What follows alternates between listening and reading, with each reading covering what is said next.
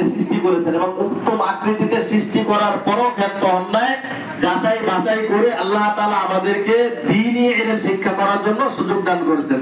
কি বলো? আল্লাহ তাআলা আমাদেরকে দ্বীনি ইলম শিক্ষা করার জন্য কি করেছেন? সুযোগ দান করেছেন। সৃষ্টি তো করেছেন উত্তম আকৃতিতে, মুসলমান হিসাবে উত্তম আকৃতিতে আমাদেরকে সৃষ্টি করেছেন। তো দ্বীনি ইলম শিক্ষা করার জন্য আল্লাহ তাআলা আমাদেরকে কি করেছেন? সুযোগ দিয়েছেন। আমরা দ্বীনি ইলম করার জন্য সুযোগ পাইছি না? দ্বীনি ইলম শিক্ষা করার জন্য সুযোগ পেয়েছি কিনা? পেয়েছি, বিদায়ই তো আমরা মাদ্রাসায় আসছি, তাই না? তো এই শিক্ষাটা যাতে আমরা কাজে লাগাইতে পারি, আমরা যে 5 দিন মাদ্রাসা বন্ধ, মাদ্রাসায় যাব, মাদ্রাসা থেকে বাসায় যাব, যাওয়ার পরে এই 5 দিন আমার চাল চলন আচার আচরণ দেখে তারা যাতে বুঝতে পারে যে না আমি মাদ্রাসায় লেখাপড়া করেছি। কোথায় লেখাপড়া করেছি? মাদ্রাসায় লেখাপড়া করেছি। আমরা বাসায় গিয়ে গুরুজনদেরকে সালাম দিব, গুরুজন যা বলে তা শুনবো এবং আমরা 5 ওয়াক্ত নামাজ আদায় করব।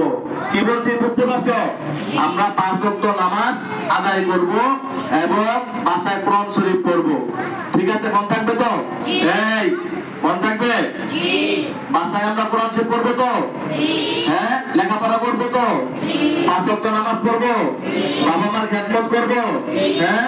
তো আল্লাহ তাআলা আমাদের সকলকে বাসায় গিয়ে এই কোরআন তেলাওয়াত করা, 5 ওয়াক্ত নামাজ পড়া, বাবা মার খেদমত করা, ঠিক আছে, এই সমস্ত আমলগুলি আল্লাহ তাআলা আমাদের সকলকে করার তৌফিক দান করুন, বলি আমিন।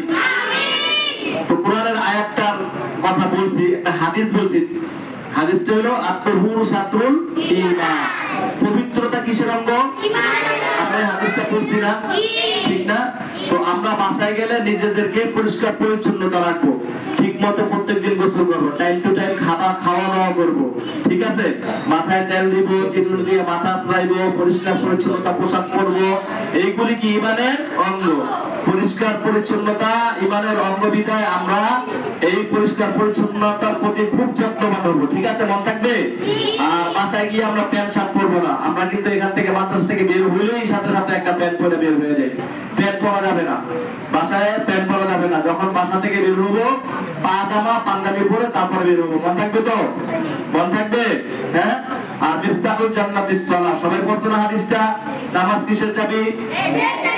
আচ্ছা, কোন তালা যদি চাবি ছাড়া খুলে না। যদি নামাজ আদায় না করো তাহলে চাবি পাবে? পাবে না। তাহলে বেহেশতে যাইতে হলে কি করতে হইব? নামাজ পড়তে হইব, নামাজ আদায় করতে হইব। নামাজ আদায় করে চাবি সংগ্রহ করে তারপরে জান্নাতে প্রবেশ করতে পারবো। ঠিক না? ইনশাআল্লাহ রাজি আছি তো সবাই? নামাজ পড়বো তো? আল্লাহ তাআলা আমাদের সকলকে এই আমলগুলি করার তৌফিক দান করুন, বলি আমিন।